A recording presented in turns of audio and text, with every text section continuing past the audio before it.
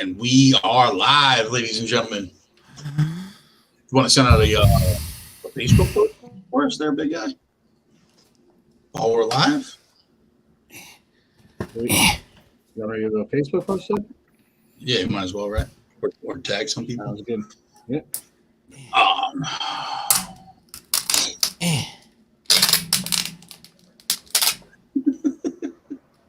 We're all going to sit here and watch as One Shot struggles to open a weird bottle of Chardonnay, making all types of noise.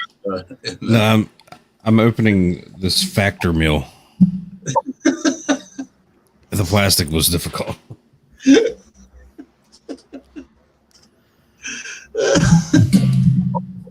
All right, we are live once again for the greatest podcast in the universe, the Oversell podcast. I am here with none other than One Shot and the captain, and we are talking about all things wrestling, all things WWE.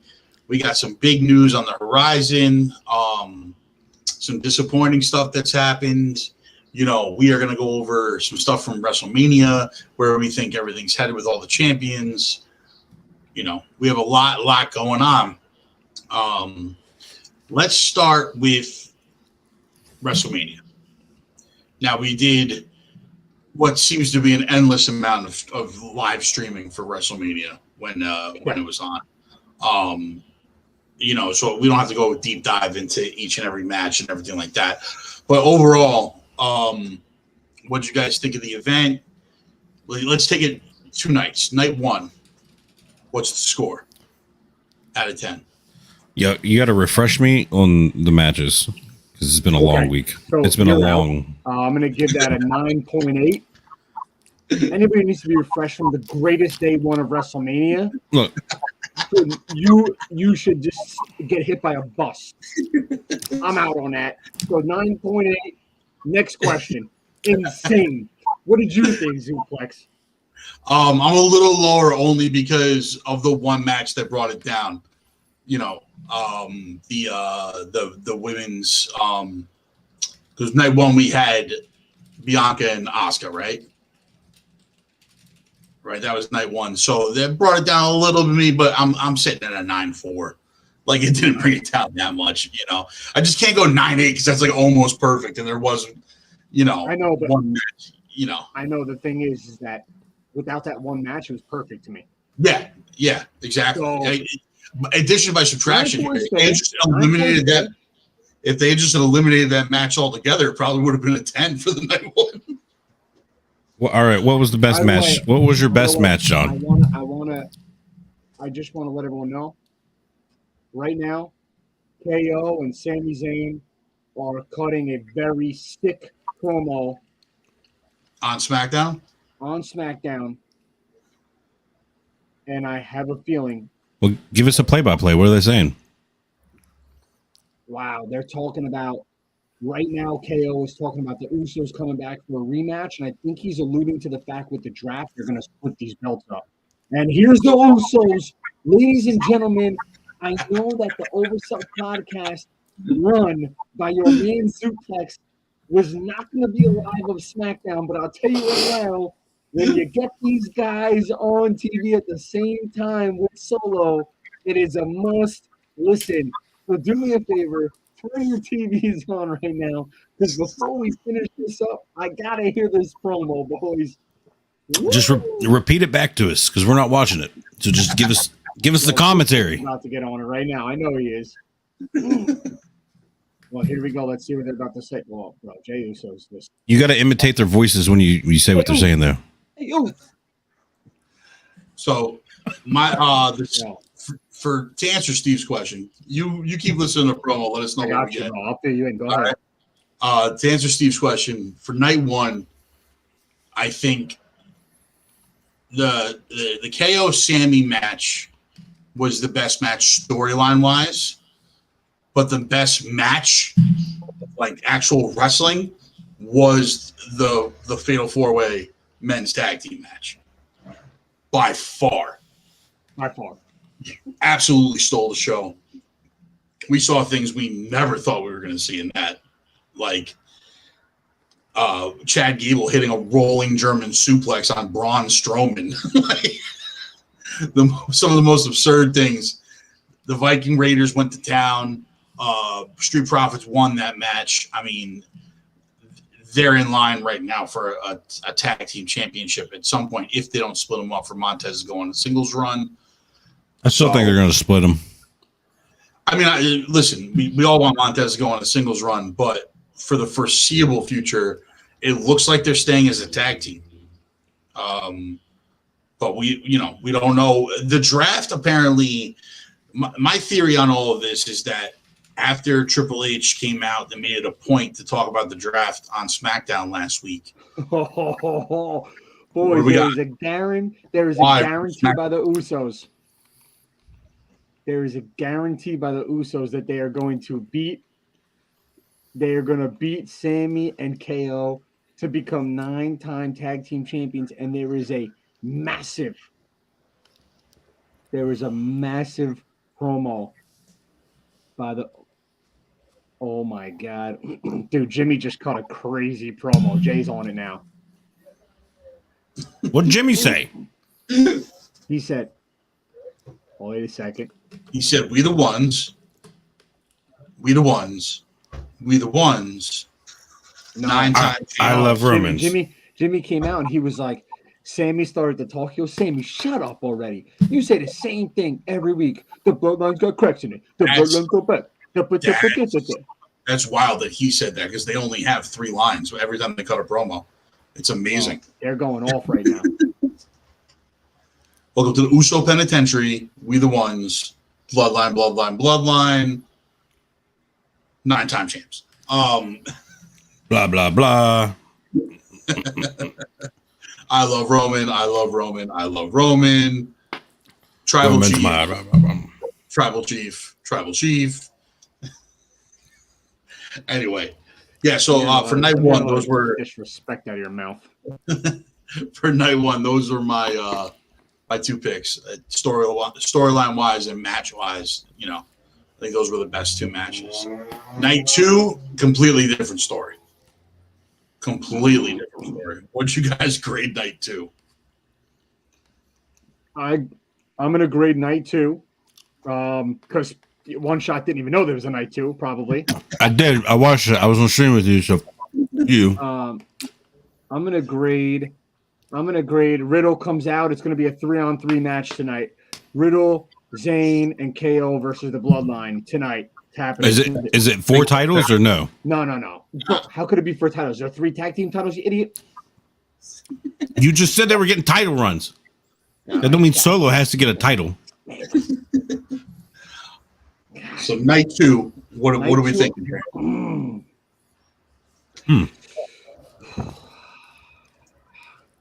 Night 2. I'm thinking. I'm gonna give it a 7. I was gonna say 7 too, but that's fair. That was my thought initially. I did think to myself 7 to at first. That's a good grade. Listen, if we didn't get the Roman Reigns match and we didn't get the triple threat match, there was no night 2. Period. Yeah, 100%. I 100% agree with you. Based on those 2 matches alone, it brings it up to a 7. And I'll agree with that. I'm at around a 7 also. Because, like you said, without those 2 matches, there is no night 2.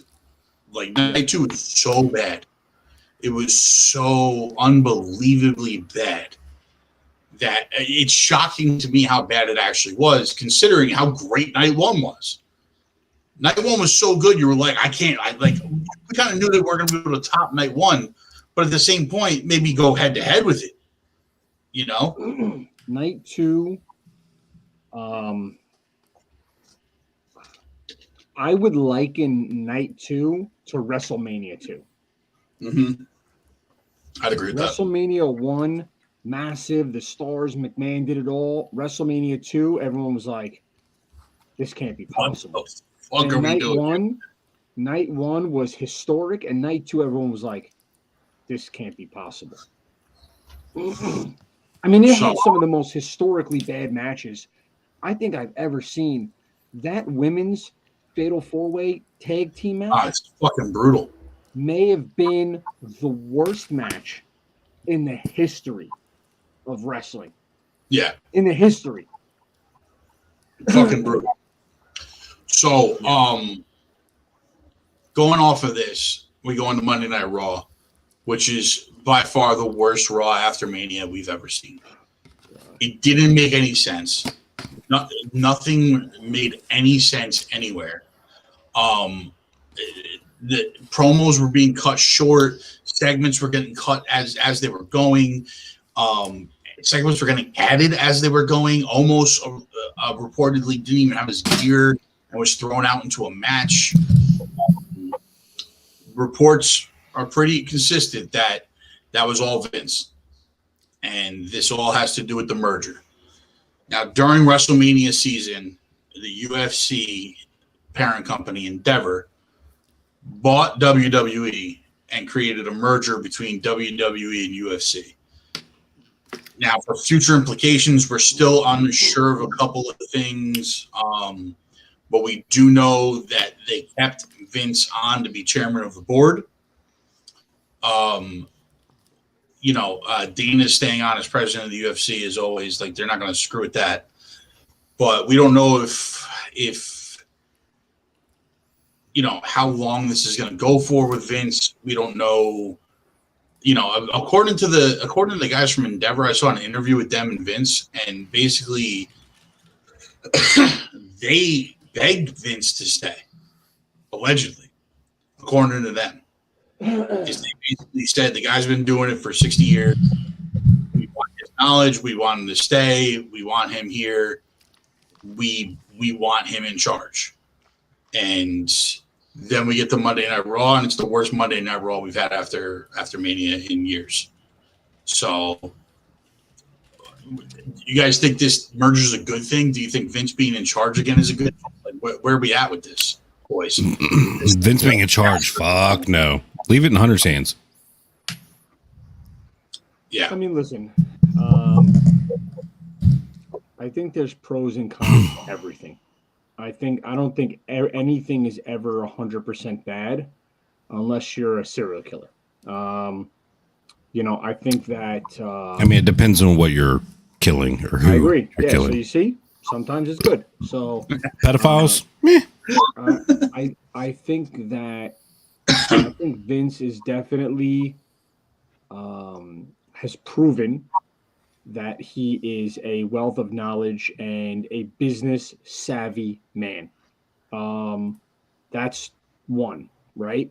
Number two, I think Vince just has a hard time adjusting to the new age of wrestling, and he's trying to force the old ways onto everybody. But to Vince's defense, which I know this is going to be tough to say and for people to hear it, dude, it's got a proven track record. And as much as people want to say, it doesn't work, Brock Lesnar works. These sort of things are, John Cena works. Roman Reigns works. It's just, there's got to be a healthy mix of storytelling and people who can give them good direction, and be able to include other people and find a way that a Seth Rollins or Cody Rhodes can be amongst the giants, so to speak. So I don't think Vince knows that. That's the problem. Here's where I'm at with that. And you made a couple good points, and you're right. He's got a proven track record. Up until about 2019, he's got a proven track record. Because that happened when he lost John and he's didn't know which way to put the company in. They spiraled, and the product suffered. The wrestlers weren't happy. The product that was coming out was fucking terrible, and he didn't know what to do to right the ship. Hunter did. Hunter wrote the ship. When he got out and Hunter took over, we saw it ourselves. There was an immediate change in the product. It became better overnight with Hunter in charge. I think And to Vince's credit, you're right. He's got a track record that lasts 40, 50 years in the business of being the guy, right? You got to give credit where credit is due. I 100% agree with everything he said. However, this is an era of fandom for this product that he's never dealt with before. He's still treating it like 40, 50 years ago. That's the issue. Yeah, Vince came up in the era of where people still thought that this was real. And kayfabe and all that stuff. And now with social media and the way the world is right now, Vince doesn't know how to utilize any of that to make this work. Hunter does. Hunter's proven it. So I think you got to put him out to pasture at some point and just call it what it is, that he has lost touch with with his current fan base. And he's trying desperately to just do the same thing he's always done because it's always worked. He's not pivoting at all. Yeah, I mean, bro, the guy is a narcissistic person. The guy is he's Jerry Jones.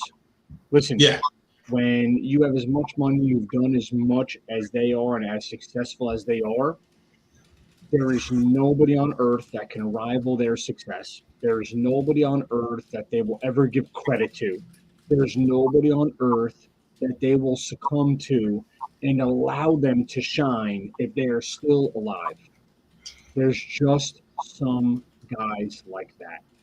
The greatest owners in the world let their GMs do what they do and let the coaches shine. Vince McMahon is not that guy. No, he's not. Clear as day tell that Triple H comes out and he's putting his tail between his legs and we're here forever, then no forever. H, why don't you just tell us what it is, bro? Just tell us, guys, I did my best. I ran a pretty good creative. I brought back some talent. The locker room seems like it's positive right now. We got great storylines going on. And Vince forced his way back in. Sorry, boys. I think if he wasn't staying in the company, he would do a pipe bomb like that. I would love to hear a pipe bomb from Triple H. Yeah, I mean, it's listen, it's a pretty by the way, Xavier Woods, LA Knight match on SmackDown right now. LA Knight is dominant in just that might be your next king of the ring. As a heel, he right now he's controlling the crowd. Xavier's actually clapping for him because he did his right, and everyone went nuts. And it's I'll let you know who wins this match, but LA Knight has grown on me like black mold. Yeah. I love it. You can't tell me that didn't come from Stone Cold with Stone Cold. What? It's working for him. I mean, it is. First of all, everything that all of these wrestlers do came from wrestlers before, brother. So trust me, but that one's very, very obvious. I know we haven't seen many new, fresh, creative stuff, and we're not going to because there's guys that have been doing it for 40 years. So, when a new tough guy faction comes out, we're comparing it to NWO. When someone edgy comes out, we're comparing it to DX. When somebody real pure comes out, we're comparing it to the Hart Foundation. Like, we don't, someone dresses up with face paint, Road Warriors. Like, we're not getting anything new. We're just hoping that somebody brings it up a step, like Seth Rollins. Like, we've had people control the crowd, but Seth Rollins has taken it off. Not like that. I can't remember. The Rock coming out and playing a song on his guitar, and the crowd singing along, and they're all Elias. But you see it. But like I said, not like this. Elias tried it, and the crowd was good on it, but they were not the Rock level, right? So there's people who pick it up. You gotta stop moving your mic. Both said at the same time. So yeah, all right. Well, Next up, bro. What do we got? So, pivoting off of like the Vince disaster that's happening right now, we have a bunch of champions really in limbo. Next pay-per-view up is Backlash, right? And then after that, we have the draft's going to be before Backlash, right? It is? Okay, interesting. I believe so. Okay. All right. I'm gonna double check on that. But we have Backlash coming up next. So for the current champions, I'm assuming not all of them are going to be at Backlash, but let's just say for the current champions, who's their next opponents, right? So we can start with the newly crowned women's tag team champions, the most obscure title that we have on the card because no one gives a fuck about this title. Yep. But it's Liv and Raquel have won that. The challengers are Rousey and Shayna Baszler. They said. Oh, they did. So that's their next challengers. So, I mean, awful. That's awful. See you later. Yeah, that's terrible. You know what I mean? So Gunther, what do you think should be his next? My prediction is. Did Drew resign? We don't know if Drew resigned yet, right? We don't know if Drew resigned. My prediction is Drew resigns, and it's Drew McIntyre that faces him. Okay. You don't think that there's anybody else right now that can go up against Gunther? I think that there's a lot of guys, but without burying those guys, because it will bury those guys. I think that's where the problem lies. I think that, if you give Johnny Butters what's going on, I think that if you give, let's say Montez Ford a title shot and he's not going to beat Gunther, he buries him. Yeah. I think, and when you give him a run, you gotta let Montez like run, right? Build momentum, build that full head of steam. I think that I think what would be a great three-way match. I don't know if you saw Raw at all after we got off, but the oh my God, the Bobby Lashley versus Bronson Reed match was actually phenomenal. It was. And it ended in a DQ, both men being counted out, and then they went at it. And you actually, they were. I would love to see the two of them and Gunther in a match. I think it'd be three behemoths. Yeah. And I think it would further put Gunther over because he faced two monsters in Sheamus and McIntyre. And then if he beats Lashley and Reed, it makes him look like he's unstoppable. My only problem with that then is then, and I agree that match I think would be absolutely phenomenal. But if you put all three of them in the match, right, and Gunther comes out the champion, which I'm assuming in that situation he would, right? Where do you go to after that? Because he's now destroyed everybody. There's no one really left on it. If you go like him versus Lashley, and he beats Lashley, and then Bronson Reed steps up, and he goes him versus Bronson, you get a little bit more longevity out of it, I think. Because at this point, we've got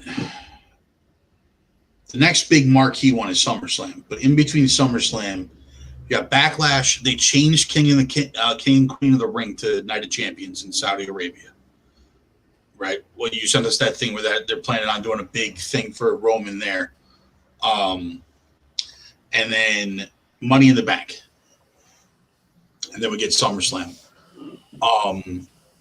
So with Gunther, do you think that somebody wins Money in the Bank and cashes in on Gunther?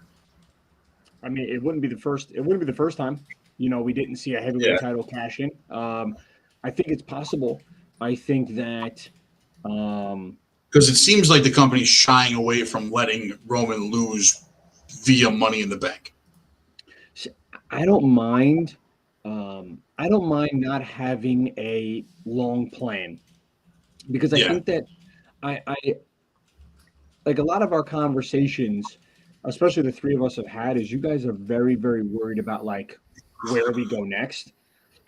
I'm very much like if as long as I get a great match that night, we'll figure out where a storyline goes after because that's I think storylines pop up all the time that we probably don't expect. And I think the best way to say that is Sami Zayn the Bloodline. I mean, we Yeah. definitely didn't expect that, and then it popped That's up. very It was true. like the greatest thing we've ever seen in our I lives. mean, adding Riddle to this the current storyline too, it's grown on me.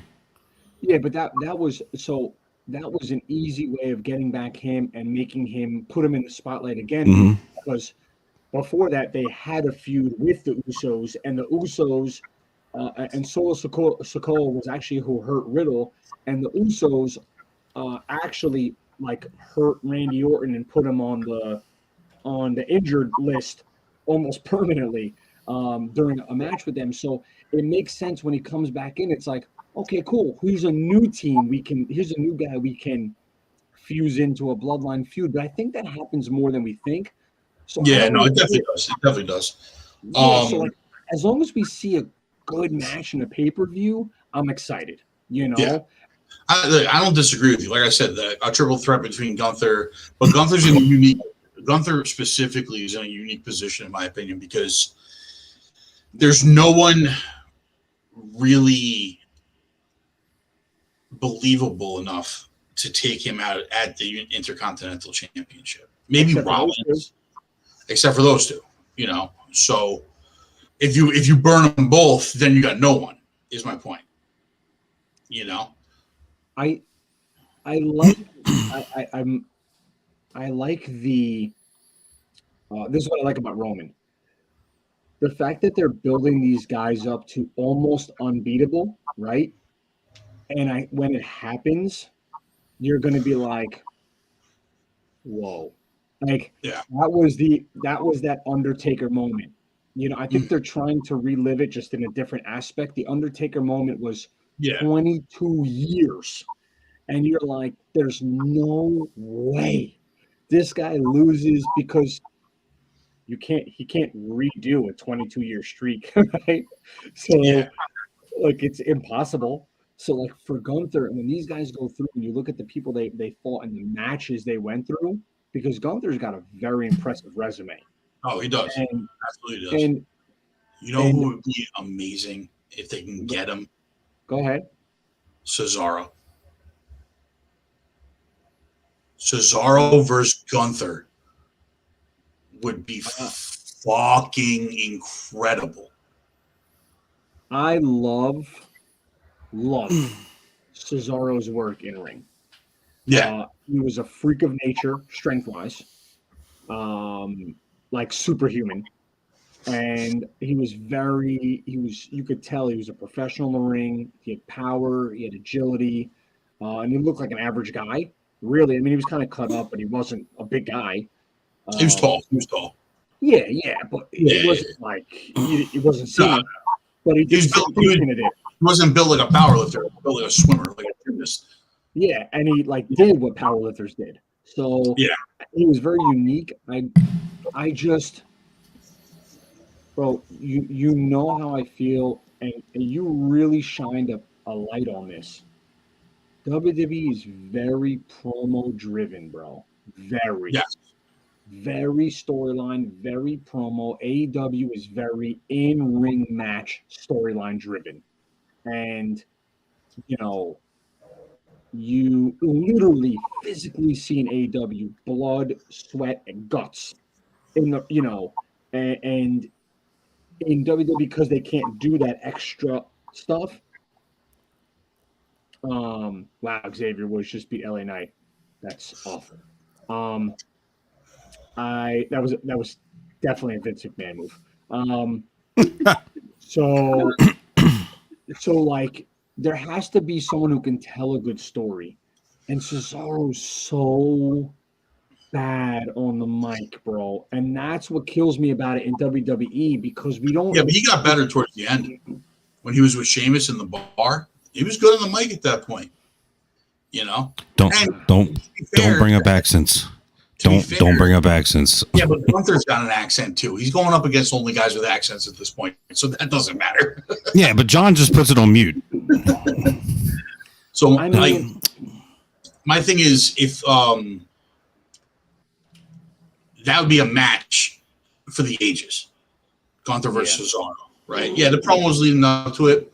Maybe they're not the best in the world, but that match gets it over no matter what. Main event is actually Riddle versus Solo. Okay. So that's Gunther. We really don't know who's coming out, but like you said, Lashley and Bronson Reed both viable options. Steve, anybody you could think of for Gunther? Can I? One more? He's Go ahead. He's coming back now, and I think a lot of people forgot about him, and he was the champion during this run. AJ Styles. Not a bad. Phenomenal one. He's got to come back as a face then. He can't come back as a heel and go against Gunther. I can agree with that. Yeah. Yeah. I can see that. I can definitely see that. I mean, how about, I know he's kind of been a little banged up and injured, but he hasn't had a nice title run. But what about the demon Finn Balor? Or let me ask you another one. That's in the same faction that I think we've seen more and more, and I think Priest. Dominant. Priest? Yes. Priest, He's definitely. I agree with that. Boy, he's. I can see Priest more than Finn Balor, but yes. Problem is storyline wise, they're heading into a full blown feud with the LWO. Yeah, I think he's already got a match at Backlash, the tag match with him and Dom versus Ray and Bad Bunny. I guess I don't know. Wow. So, but I do agree that that Priest would be a fucking great match with him and Gunther. Yeah, absolutely. So listen, guys. That's probably the best pick.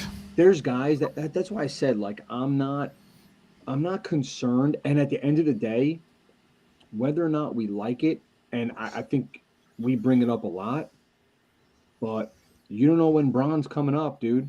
And I just think there's a lot of cards that are yet to be played, and you can see like Gunther beating everybody, right? And he stands there and the Ring General has beaten everybody, and then all of a sudden his music hits and Braun comes out and says, not everybody, right? So like you can see storylines popping up, and I'm not so concerned.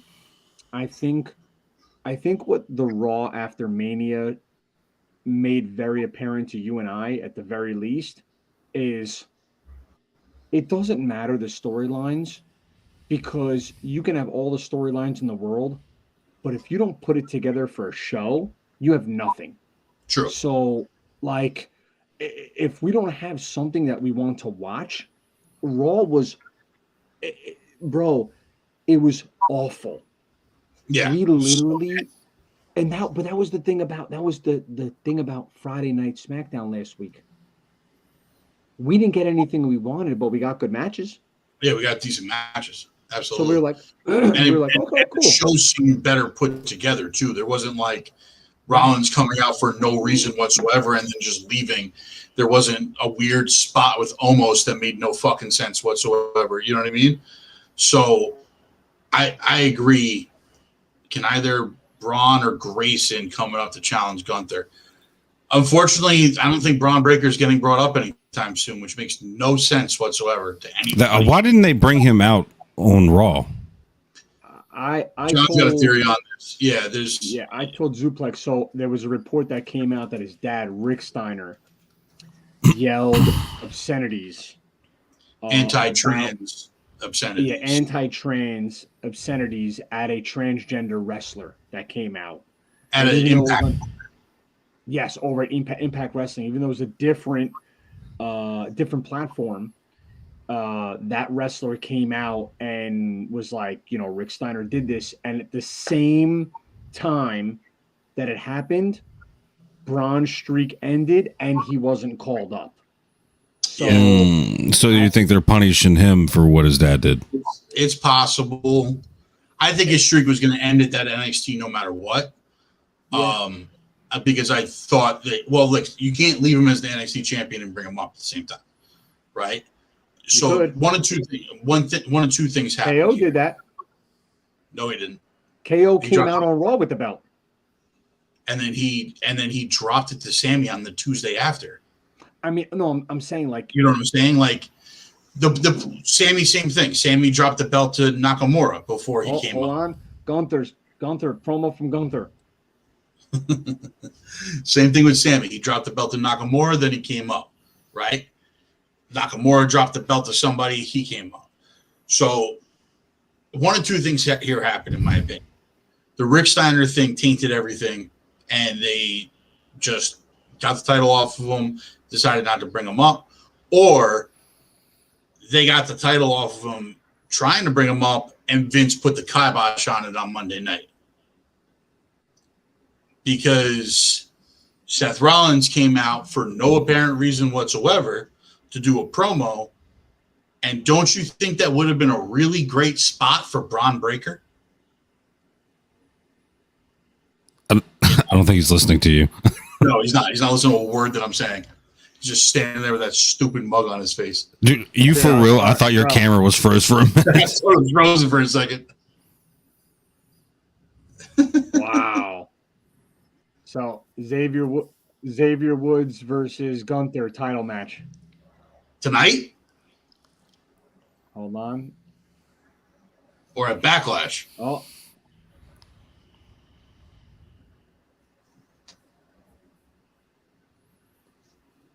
talk to us.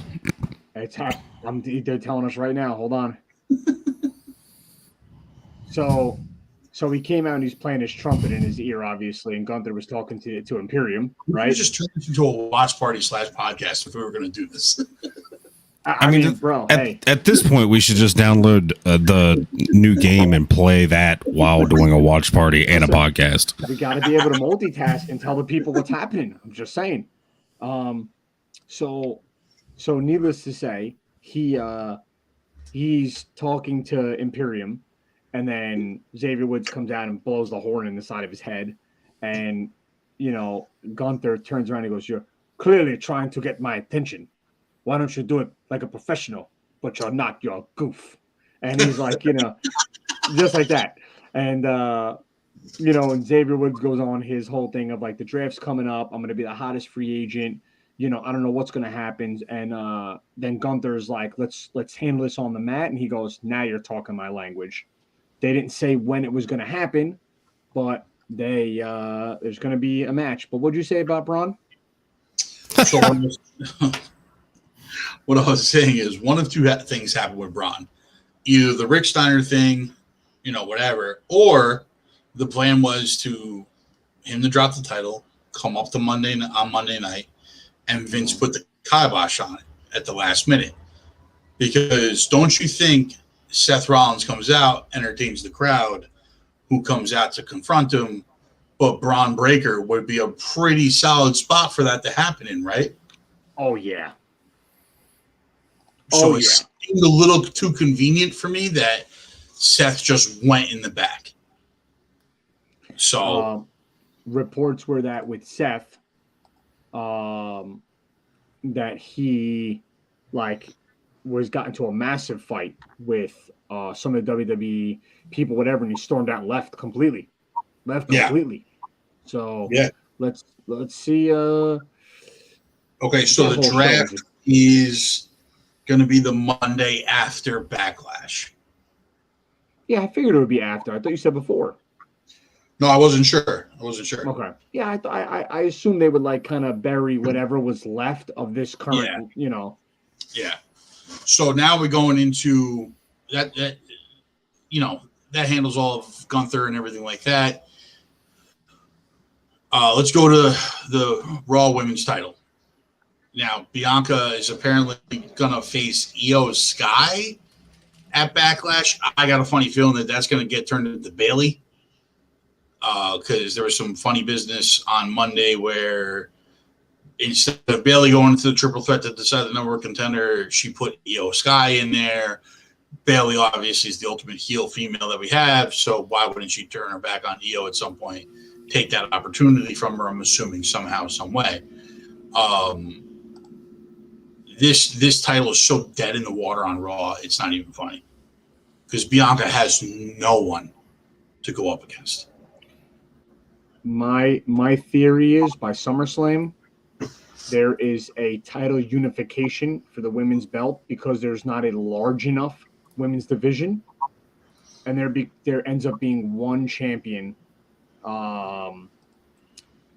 and that's just the way it ends up being, and you'll see those titles unified. That's my thoughts on it, and I'm assuming Rhea Ripley ends Bianca's streak. I would go with that also. And I think that Rhea needs to be the one to do it because if she dethroned, the Queen Bee, Charlotte Flair, she's got to end Bianca also. Yeah, because right now, realistically on Raw, you don't have any females that are up to par with Bianca. You have Bailey. No shot. You have Bailey, and you have Becky. But Becky's in a feud now with Trish Stratus for some fucking reason, which we're gonna get that match in Backlash. I don't understand why we're doing this, but you don't have anybody else really that can go up against Bianca. So it's like, what do you do with her? You're right. The only logical explanation at this point is her to go up against Rhea at some point. But speaking of Rhea, who's her next challenger? Dude, this is, by the way, just want to let you guys know that the mini goat Condom has walked out and is walking down to the ring.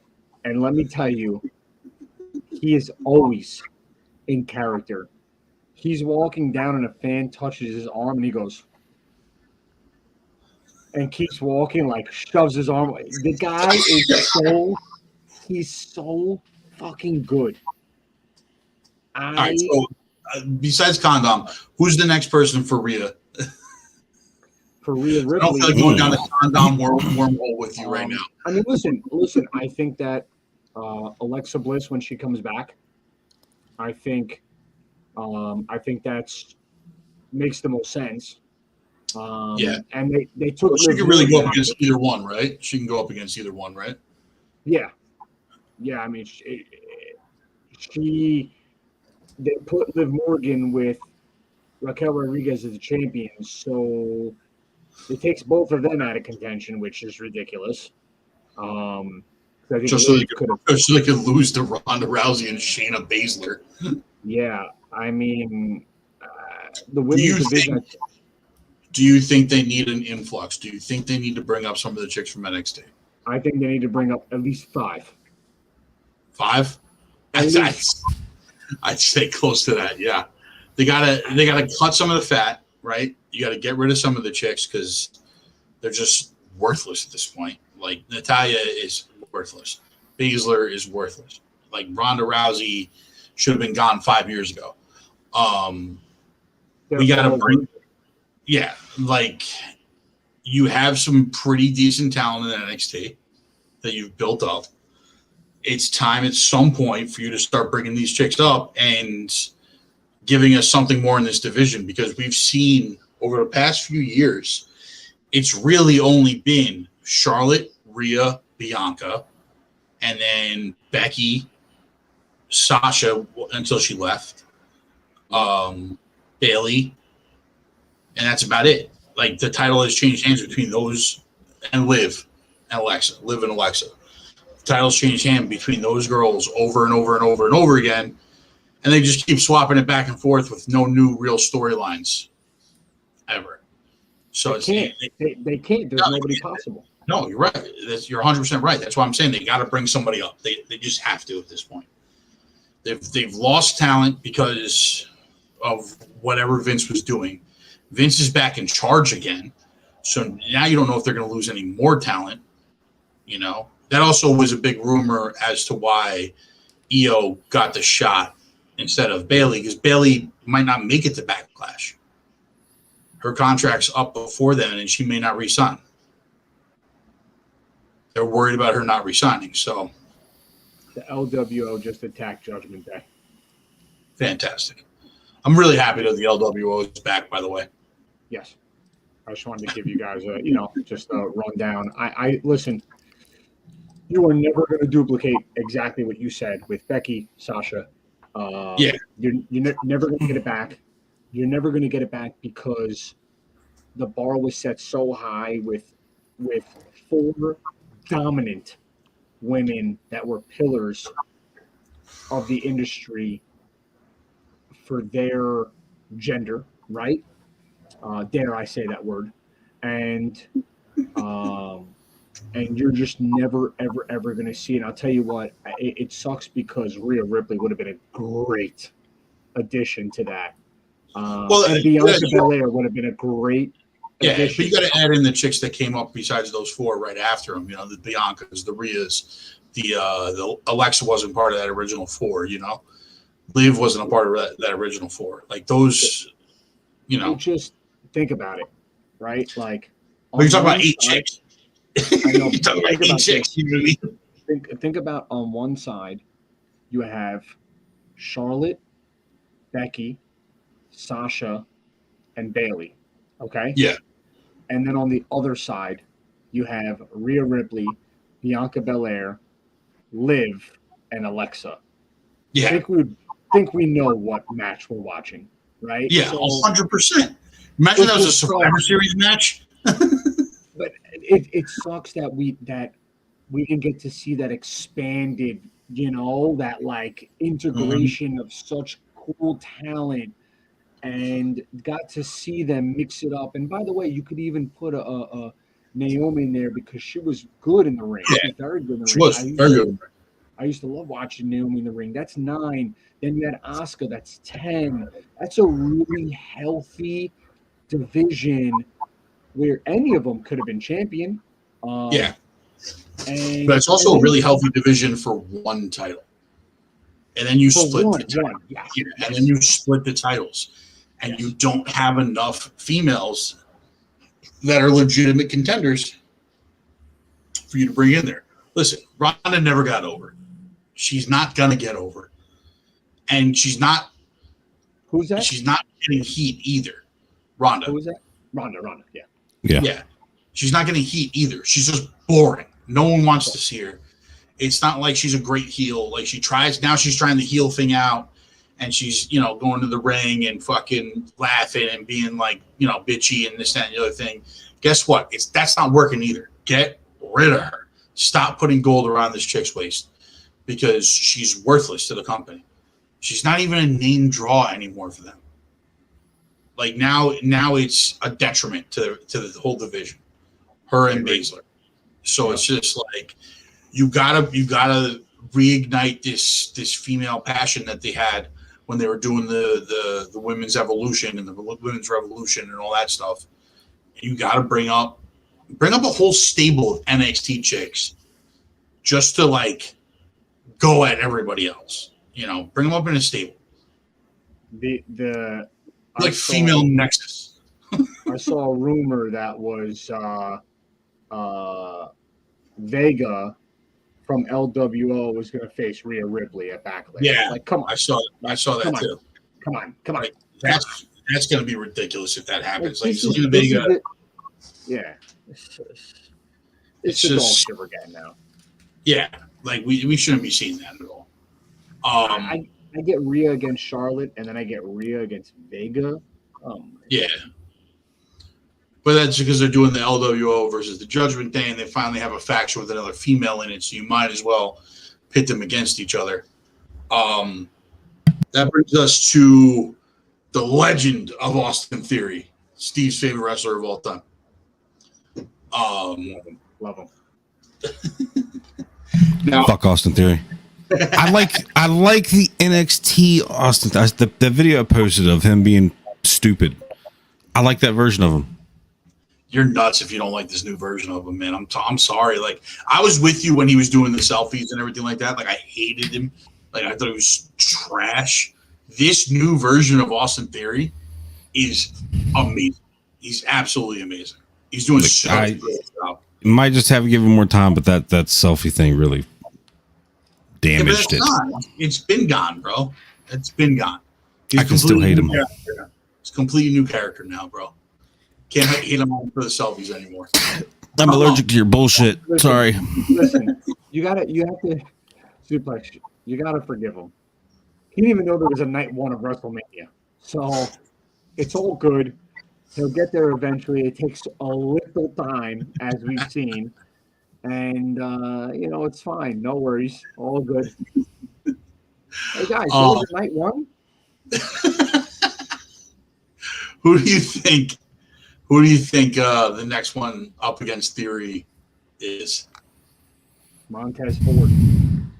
I mean, that's what we all want, but it doesn't seem like that's happening anytime soon. I think it will. You think so? I think that doesn't happen until probably maybe Survivor Series area. I don't know. Logan Paul did say that he sees himself getting a title in the near future. That could be too.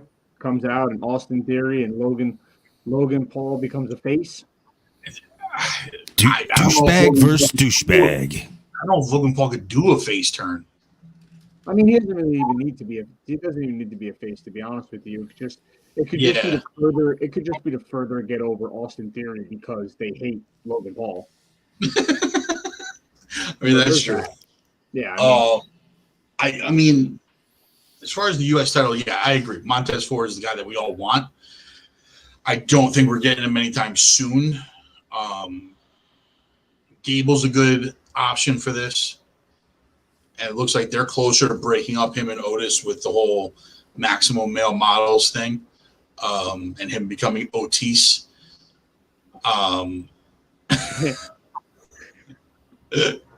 So Gable might be the next in line. I could see that happening. Otis. That's going to be his new name, Otis. Oh, God help me. Just wait. Did you see? I love Otis, man. He's going to be great. I can't wait. But anybody else you could think of? U.S. title's easy because like anybody can come out and challenge. It's supposed to be the title that's challenged every week. Yep. It's supposed to be the title that's always on the line. So, and then we got the big ones. Obviously, Usos are going back at the tag champs again. We got to have at least 2 rematches for that, right? We don't know what's going to happen at the draft, if they're going to split the titles, like what's going to happen with all of that. And then you got Roman holding up the other 2 belts for the foreseeable future.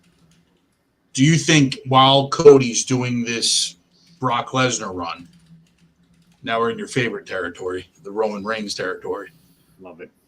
But do you think while Cody's doing this Brock Lesnar run, does Roman even defend the titles against anybody? No, I don't think he should. I agree with you. I don't think he should. I just think that the next guy that should fight him again is Cody. Yeah. So that means those titles are tied up until at least SummerSlam. Good. I think that you build Cody back up, and Cody's next, and everyone's going to say it's too obvious. They're not going to let Cody win. We know he beat Brock, but so did Roman Reigns, and Cody went through this, and so did Roman Reigns, and then Cody beats him finally, and it was like he went up the mountain. He faced Seth. He had the match with his pec. He won the Rumble. He beat Brock. He beat everybody, and now it's like his first time he failed at finishing his dream. And that next time it was like he had to climb even higher to get to it. And I've been seeing rumor that he's unhappy and thinking about asking for his release. Nah, he ain't going nowhere. Cody Rhodes has it the easiest he's ever had it in his career. He's got it the easiest he's ever had it. He came back had two epic matches against one of the greatest wrestlers in the industry with, he said himself, Seth Rollins, won the Rumble at 30, had a championship match. Yeah. He's got it. This has never been, he's never had it easier than he has it now. He's going to win those belts. He's going to win those belts. But to Steve's point, that was all under Hunter. And we know how he feels about Vince. Listen, if Vince, if the fact of the matter is at the end of the day, these guys, as much as they want to say, oh, Vince, whatever, they have two options. No one shows up to a wrestling venue because Vince is in control. They just strike, right? Or they wrestle. And money talks. And many of these wrestlers, many of them, especially the mid-card people, need WWE more than anything else. I mean, I'm not going to disagree with you on that, but if they all band together, then what's the WWE have? I agree with you, and that's the best. That's the only plan of you got to remember they can't band together due to the way that their structure is. The WWE has been like this on purpose for years to prevent banding together from happening because they all are on individual contracts. They're all how's that prevent them from banding together? Because they all void their contracts. Okay, and then the WWE has nothing. Correct. I agree. I mean, listen, the fact of the matter is like, yeah, but they're not going to get everybody to void their contract. You know what I'm saying? Like, you're not going to get everybody to band together. There's going to be, realistically, what do you think, a 50-50 split? Vince will tell them all to kick fucking rocks, and he'll keep doing with the 50 guys that stay there, and then bring up all of NXT to replace them. It takes. You know what I'm saying? It takes. A Seth Rollins type magnitude person to do it. Yeah. If Seth Rollins, I would say, is probably right now, even more than Roman Reigns, probably the most prolific wrestler right now. And he's borderline about to do it. So, I mean, no one really knows what's, The interviews he's been putting out, he is not happy in the least. Yeah, but that could all be a play. That could all be a storyline. The fact of the matter is, because it's wrestling and it's completely theatrical and we don't know what the fuck is real. Money. Yeah. Yeah, so we don't know. These guys, these guys are doing those things. A lot of the wrestlers are worried. A lot of the wrestlers are worried right now because of the Endeavor deal.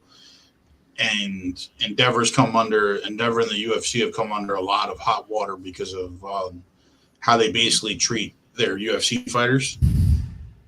And a lot of the wrestlers are worried that that's going to end up happening with them. To save money, they're going to cut medical costs and all this other stuff. Like right now, and this has been a big thing in the WWE, everybody that wrestles there, no matter that they hated it, loved it, whatever, the biggest thing they always talk about is that the WWE has the absolute best medical care out of any other company. Like, they take care of their wrestlers. They have doctors in the back. They have doctors that travel with them, all that shit, right? No other wrestling company does that. They're worried that the Endeavor people are going to take a lot of that away from them to save money. Yeah, I mean, listen, it's LWO is absolutely just destroying Condom right now on the side of the ring. Good. I mean, Damian Priest looks like a beast. He's single-handedly just destroying everybody in the end of. This is a great match, by the way. This Escobar Priest match is phenomenal. This is an amazing. This is unreal. Escobar is good. I like him better as a face for some fucking reason. Yeah. Here we go. I like him better. Rhea Ripley's holding his leg, and here comes Vega. Yep. Oh my God, Hurricane Rana to Rhea Ripley. And that's it. Damian Priest won the match. That was quick. It was a great match. Until You are the most monotone commentator ever. I mean, I was excited. I thought something was going to happen. You could like see it happening in slow motion. You know, it's like, here comes Vega, and Damian Priest is destroying everybody, and you're like, Hurricane Rana. That's it. Okay, done. Like you could just. Unfortunately, it's like it unfolded so quickly. It was stupid. To end a great match like that to me is so. It's so dumb. Damian Priest is clearing the tables. I think Escobar's about to. Oh, there's Mysterio. There we go. They should have every Mexican wrestler, every Spanish descent wrestler, Latino descent wrestler, just come out with an LWO. He came out from the crowd. That was unexpected. Okay. You know who I they watched it. Oh, here we go. Ray and Dom going at it in the middle of the ring. Punch for punch. They're going at it. Here we go. Condom, the big knee. I needed you to go back to the monotone. Just monotone it the whole time. 619. Get out of there, Condom. He's out of there. That would have been a disaster. We can't let him land a 619. Come on.